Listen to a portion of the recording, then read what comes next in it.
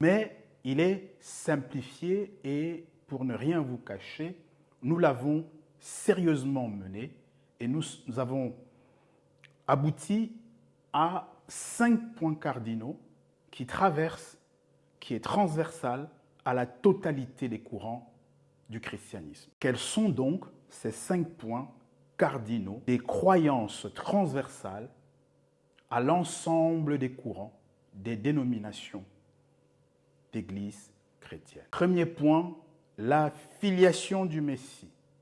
Deuxième point, la naissance du Messie. Troisième point, la plénitude ou pas de l'humanité du Messie. Quatrième point, le mode d'accession à la royauté en Juda si celle-ci est avérée.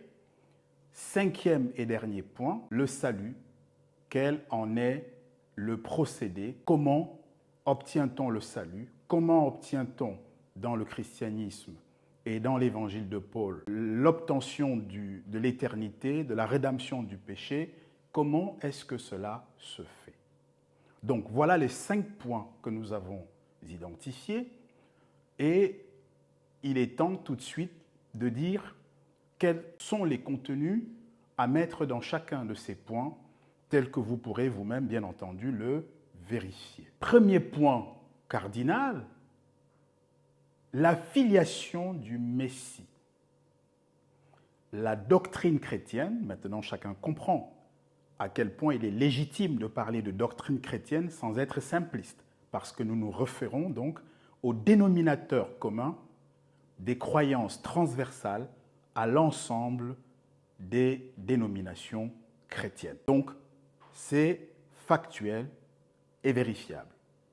L'ensemble des dénominations chrétiennes sur la filiation s'accordent pour revendiquer un Jésus-Christ qui n'a aucune filiation dans l'espèce humaine, étant bien précisé que du point de vue biblique, chacun pourra le vérifier à loisir, la filiation d'une personne à une des 12 tribus de Jacob, d'Israël, se détermine exclusivement en fonction de la tribu du géniteur mâle. La définition de la tribu d'une fille d'homme ou d'un fils d'homme dans la Bible, dans les Écritures, ne se définit jamais, je le répète, jamais en lien avec la tribu de la mère. Celle-ci est donc indifférente à la détermination de la tribu d'un enfant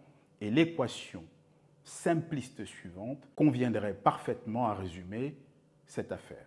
Tribu d'un enfant est égale à tribu du père, c'est-à-dire du géniteur mâle. Point. De ce point de vue donc, le Jésus-Christ du christianisme n'a pas de filiation puisque tout simplement, il n'a pas de père dans l'humanité. Il n'a pas de père biologique parmi les hommes. Il n'est le fils d'aucun homme sur la terre. C'est un point sur lequel s'accorde la totalité des dénominations chrétiennes depuis toujours. Deuxième point cardinal de la doctrine chrétienne, de l'évangile chrétien, la naissance. La totalité des dénominations chrétiennes s'accordent pour revendiquer un Jésus-Christ qui est né non pas de 2 parents humains, comme vous et moi, comme vos enfants, comme nos enfants, mais qui a pour père un esprit et qui a pour mère une femme. Il a donc 2 parents singuliers, en ce que les 2 ne sont pas de l'espèce humaine. L'un des 2 parents est un esprit. Tous les courants du christianisme le revendiquent. Et cela est inscrit dans le marbre de leur profession de foi. Troisième point de la doctrine chrétienne, l'humanité du Messie.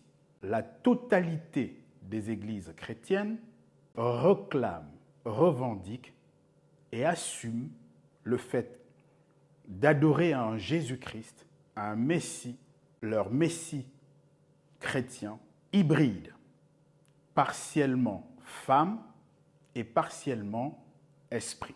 Il est donc mixte, ni totalement charnel, un être humain comme vous et nous à notre naissance, ni totalement esprit comme tous les esprits au moment où Dieu, le Père des esprits, les crée. Une nature hybride,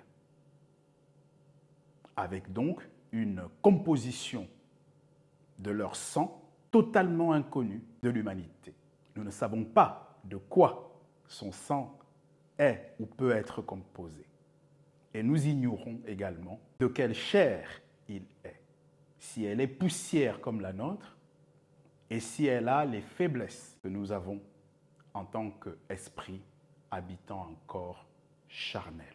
Quatrième point cardinal de la doctrine chrétienne, du corpus doctrinal de la totalité du christianisme, l'accès à la royauté.